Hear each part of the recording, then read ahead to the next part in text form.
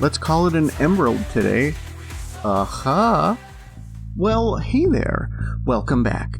And if you're listening on the day this is released, happy St. Patrick's Day.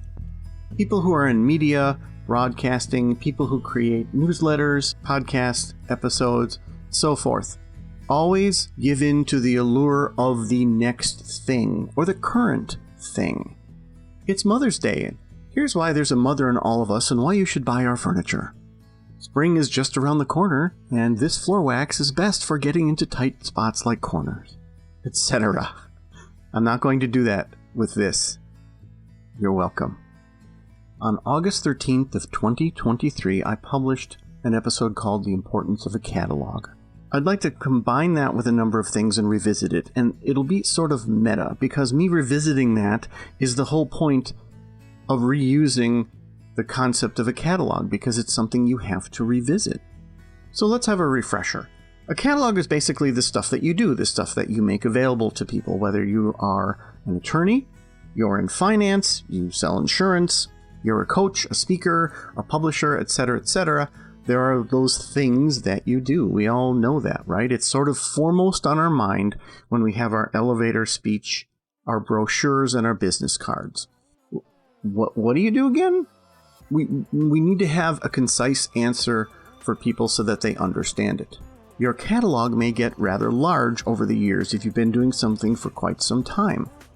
However, your catalog may actually shrink as you grow in your business and say, you know what?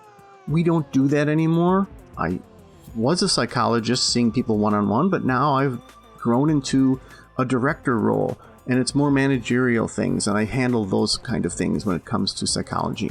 Maybe you were a family law attorney, and now you've kind of squeezed yourself into more of a niche of handling a specific kind of family law. Your catalog is everything that you do and have done. However, it's not everything that sees the light of day, and that brings us to our second subject, which is the facets. Because when you have a catalog, it breaks down into your brochure, which breaks down into your line card, and then your tagline, and then even your business name. You want all that stuff to be clear to people.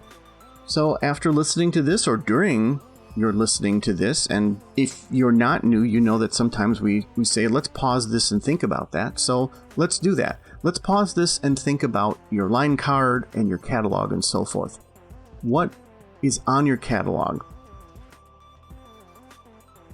Okay, thanks. Thanks for coming back. And no, serious, people do this a lot. They pause it and we go through the stuff. So after thinking about your catalog, you may think, wow, there's a lot of stuff on there I used to do, I don't do anymore. And then you think about your brochure, and then you think about your website, and then you think about everything else, and you think, there's a lot of stuff on there that either we don't do anymore, or I don't really like doing that. I get much more joy and profit out of doing these other things. Why are they not so prominent on our website? Why is our name this, and it suggests we do this kind of work when we sort of don't do that work anymore? So not only is a catalog important and being aware of what your catalog is, but keeping it fresh is really important. Well, let's talk about the other thing, the facets.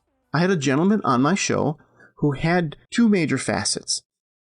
And we talked about how he helped rather large, well-known corporations in the space of conventions and marketing and so forth. But then he also had a facet of himself that he just had a lot of fun with, doing magic and juggling and things like that. And he even had kind of a more zippy name for himself when he did that sort of thing. After the interview, we had some downtime, and that happens with a guest sometimes, and I talked to him about facets. I said, I have a lot of facets too.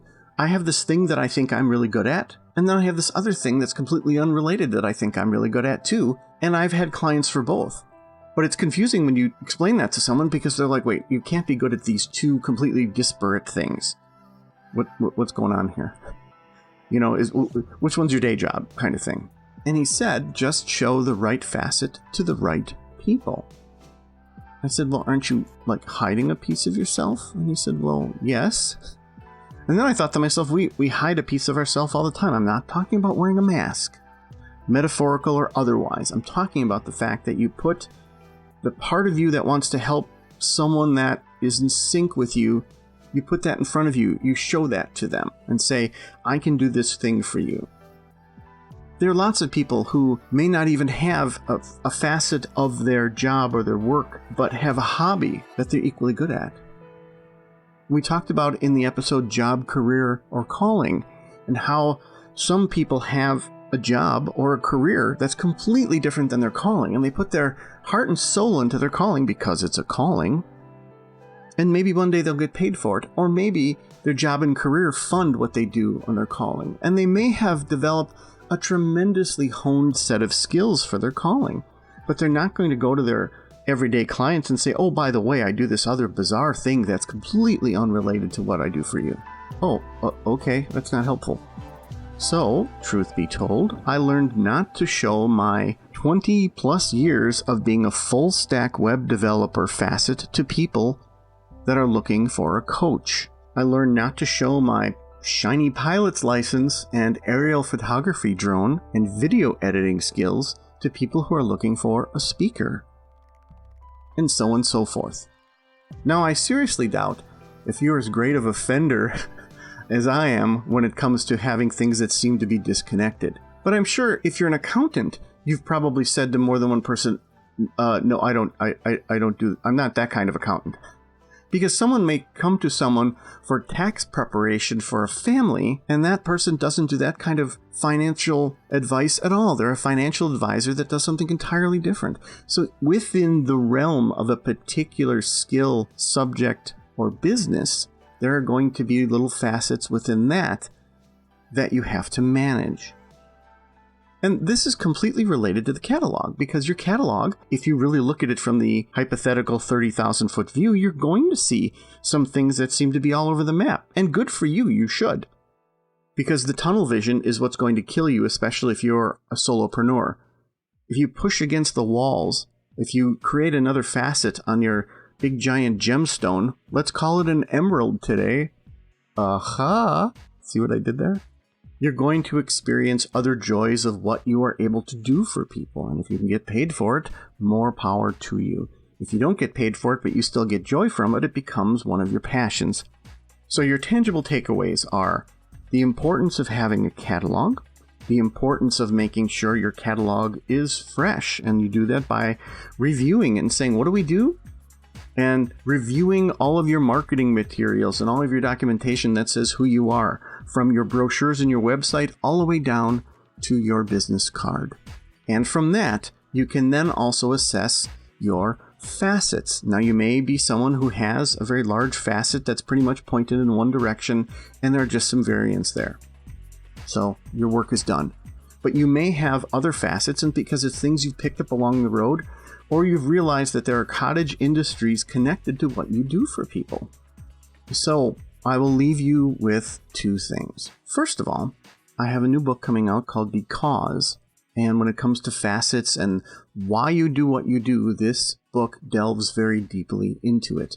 At the time of this release, I'm moving to the second round of people pre-reading it. And it's pretty exciting stuff. It's pretty fun stuff. So look for that soon. If you follow me on Amazon or here, you'll know it before anyone else does. And two, what's green and stays out all night? Patio furniture. Oh, thank you, and take care of yourself.